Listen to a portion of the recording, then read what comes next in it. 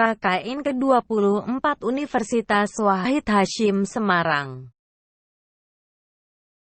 Tata cara pendaftaran izin edar alat kesehatan. Selanjutnya dalam tata cara pendaftaran izin edar alat kesehatan ini akan menjelaskan tentang umumnya dan tahapan perizinan. Umum. Pemohon harus mendaftarkan perusahaan untuk mendapatkan user ID dan password melalui registrasi online pada alamat http://www.regalkes.depkes.go.id. Pemohon harus mengisi semua persyaratan secara lengkap melalui registrasi online. Ketiga pemohon yang melakukan proses perizinan di unit layanan terpadu adalah penanggung jawab teknis dan atau petugas registrasi yang ditunjuk perusahaan. Tahap perizinan. Proses pelayanan izin edar alat kesehatan dibagi dua tahap, yaitu tahap praregistrasi. Tahap praregistrasi yaitu evaluator melakukan verifikasi penentuan kelas alat kesehatan untuk menentukan biaya pendapatan negara bukan pajak PNBP. Tahap registrasi. Tahap registrasi yaitu melakukan evaluasi dan verifikasi terhadap persyaratan keamanan, mutu, dan manfaat untuk mendapatkan izin edar. Hasil evaluasi dapat berupa 1. Persetujuan izin edar, 2. Notifikasi untuk penambahan kelengkapan data, 3. Surat penolakan. Tahap praregistrasi. Pemohon melakukan pengisian permohonan sesuai persyaratan melalui sistem registrasi elektronik http://www.regalkes.depkes.go.id. Hasil evaluasi praregistrasi disampaikan secara elektronik pada website dan melalui notifikasi email. Pemohon harus aktif melakukan pengecekan. 2. Evaluator melakukan penentuan kelas alat kesehatan paling lambat 7 hari. 3. Pemohon akan mendapat pemberitahuan biaya PNBP yang harus dibayarkan sesuai kelas alat kesehatan melalui notifikasi email.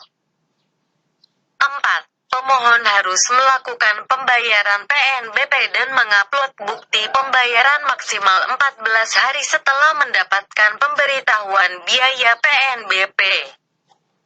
5. Pada tahap praregistrasi belum dilakukan evaluasi dan verifikasi terhadap kelengkapan data. Tahap registrasi.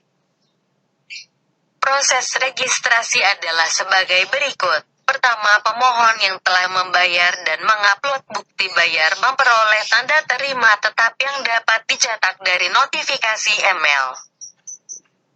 2. Khusus untuk pendaftaran alat kesehatan kelas D, berkas hard copy harus diserahkan ke loket untuk mendapatkan tanda terima tetap. Berkas hard copy yang perlu diserahkan untuk alat kesehatan kelas D adalah data administrasi, uji klinis data dan uji biokompatibilitas manajemen risiko, ringkasan eksekutif. Penandaan berwarna rangkap 2 dan soft copy lampiran bila ada.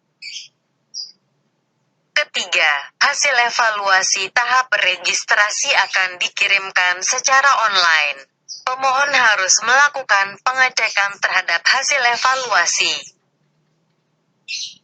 4. Berkas permohonan yang telah melalui proses evaluasi dan dinyatakan lengkap akan disetujui untuk diberikan izin edar. Yang kelima, apabila setelah dilakukan evaluasi masih terdapat kekurangan persyaratan keamanan, mutu, dan manfaat, maka pemohon akan diberi notifikasi untuk melengkapi persyaratan. Keenam, berkas permohonan yang belum memenuhi persyaratan akan diberi kesempatan dua kali untuk melakukan tambahan data dan masing-masing notifikasi kekurangan data harus dilengkapi maksimal 30 hari. Setelah tanggal notifikasi, waktu evaluasi ulang setiap tambahan data adalah 45 hari sejak tambahan data dikirim oleh pemohon dan diterima melalui sistem online. 7. Apabila pemohon tidak dapat melengkapi kekurangan persyaratan keamanan, mutu, dan manfaat sesuai ketentuan di atas,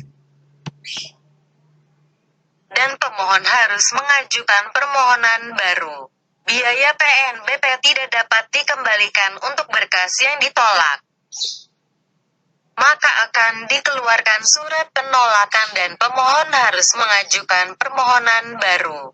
Biaya PNBP tidak dapat dikembalikan untuk berkas yang ditolak,